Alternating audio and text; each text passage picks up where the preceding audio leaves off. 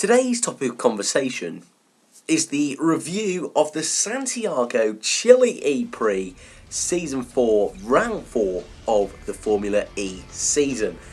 And what a race it was. Is it the best race of the season? Or I don't think it quite lives up to the doubleheader at Hong Kong. I think both of those races were absolutely fantastic. But this ain't far off, is it? Let's be honest, a great race. The first ever race in Chile, and your winner was Jean-Eric Vergne.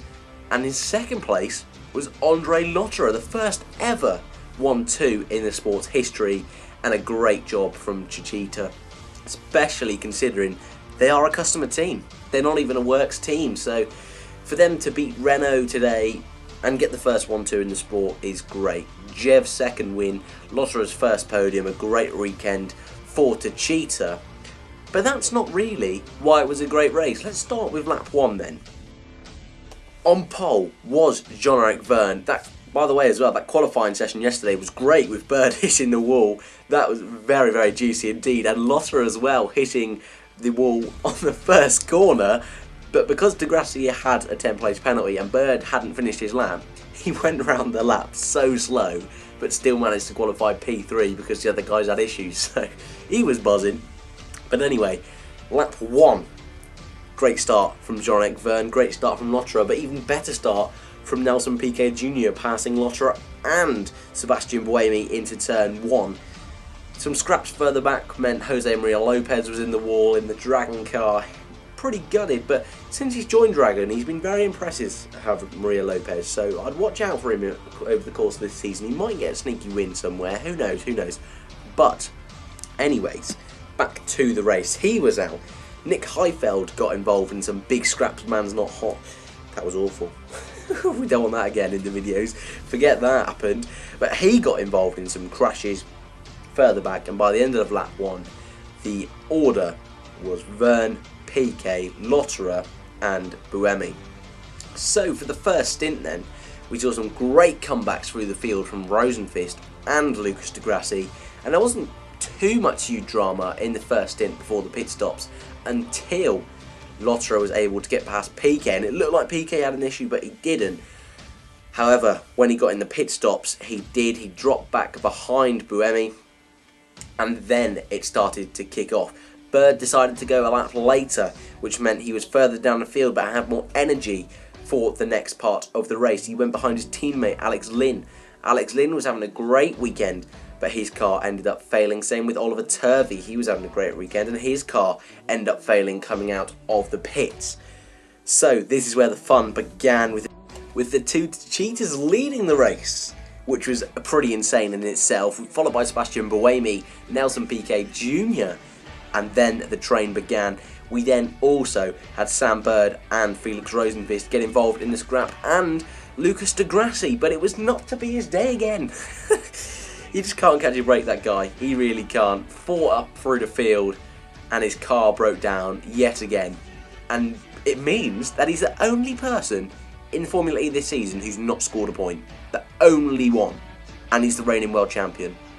That is absolutely ridiculous. But anyway, we had our 6 then. Rosenqvist, Bird, Buemi, Lotterer and Piquet. And obviously the leader, Jean-Eric Vergne. And it was right on the edge of being a really good race. Right on the edge. You were hoping that someone was just going to do a dive bomb somewhere, a big crash somewhere, and it happened. Piquet was the first one to go for it. Up the inside of Buemi, going back for that podium position. He locked up into the wall at University Corner, the first corner, and you could just feel his frustration. He bottled it straight into the wall, and you think he's out of the race. But he wasn't. He managed to get going again. He reversed back out, and off he went. He was on his way again, but he, albeit further down the order, well, it actually ended up just being at the back of the pack, but much further down, and pretty much out of the race lead scrappage, as we will call it. So we were down to 5 races left, and what was going to happen? Well, they had their goes, didn't they? And especially Andre Lotterer all over the back of Jean-Eric Vergne, who was missing his radio communications. So he was gutted. He couldn't communicate with anyone. He was definitely fuming about that. But Lotterer was hounding the Frenchman until he went into the back of him. I could not believe what was going on. He literally mounted Jev before the first corner, and you're thinking, oh my god, they're not going to make it into the first corner, and they just about do. Insane stuff. I can imagine the guys at Techeetah were absolutely furious with what was going on. However, they managed to keep going, and that was pretty much it until the end of the race, really. After that big scrappage, no one could get past anyone, and it ended up John-Eric Byrne P1 with Lotterer P2, the first ever Formula E 1-2. Amazing for Techeetah, as I said earlier. Buemi P3, 2 podiums in a row now. I'm sure he'll be happy with that. Not too over the moon, but not awful at the same time. Then we had Felix Rosenqvist, who really did a great job today battling through the field, and then came Sam Bird in P5. P6 was Nelson Piquet Jr., great effort from him, and P7 was Mitch Evans, who again, he started miles down, so to finish 1 place behind his teammate was a fantastic drive from Mitch. 8th was D'Ambrosio, 9th was Antonio Felix da Costa, and 10th was Nicholas Prost, which earlier on in the race he looked like he could be up there with his teammate, but fell away during the pit stops and later on in the race. But after getting pole position and after securing that win, John-Eric Byrne now leads the Drivers' Championship with Rosenqvist in 2nd after a great recovery drive from himself. Bird is in 3rd, Buemi in 4th, and Nelson Piquet rounds out the top 5. So, my review of the race, like I say, I don't think it was the best of the season. It definitely could have been, but it was right on the edge of being great, especially that final fight at the end with Piquet, the only one who made any attempt to sort of make a big overtake. But what do I think about the track? I think it was an okay track. However, there's only really 1 or 2 places to make an overtake, and if you were on the outside this weekend, there was no way you were getting round another driver. So the track itself, 2 places to overtake, you'd like a bit more, but a great first race anyway for the Santiago E-Prix. Would I like Formula E to go back there again?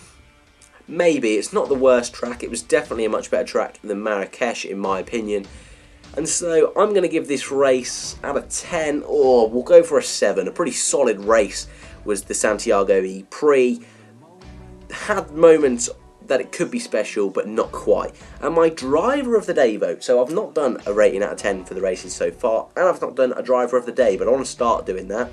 And my driver of the day is going to be Felix Rosenqvist. Battling through that field, he did an absolute stellar job today, and to come out with a 4th place after all that, fighting for the podium as well, incredible from Felix. That's why he's up there in that title fight, and that's why he's one of the best in the sport. So that's my race review of the Santiago E-Prix. Hopefully you guys enjoyed. Put your thoughts in the comments about the race. Hopefully you enjoyed it. If you didn't, then tell me why not. But on this channel we cover all Formula 1, Formula 2, Formula E news, as well as all news around the world of motorsport. I'm away this week, so videos will be a bit all over the place, although I'm going to try and smash out a few today if I can. But guys, as always, remember to like, subscribe, thanks for watching, and I'll see you in the next one.